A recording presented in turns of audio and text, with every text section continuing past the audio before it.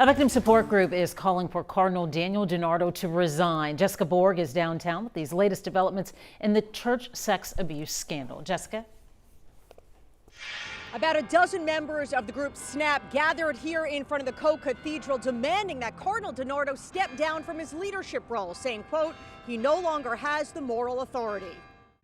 The calls for him to resign come days after the cardinal was accused of covering up a case in which his deputy, Monsignor Frank Rossi, allegedly manipulated a woman into a sexual relationship while counseling the woman and her husband on their marriage and accepting the couple's large donations. The archdiocese has said they immediately removed the deputy from his position and put him into a treatment facility. Today, SNAP leaders said there were a number of cases here in the Houston area where priests were allowed to stay in ministry after being accused of sexual misconduct with children, pointing out the recent case against Father Manuel LaRosa Lopez. This man was allowed to continue in his ministry for over 9 months after the third accuser came forward.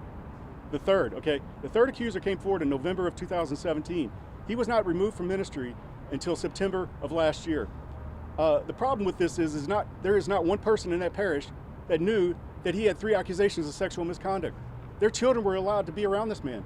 Victims' advocates want police and state investigators to be in charge of looking into sexual abuse allegations by parishioners. They don't want the church to try to police themselves. I have not lost my faith in the church or in God. I have only lost my faith in a few individuals that are leading the church in the wrong direction.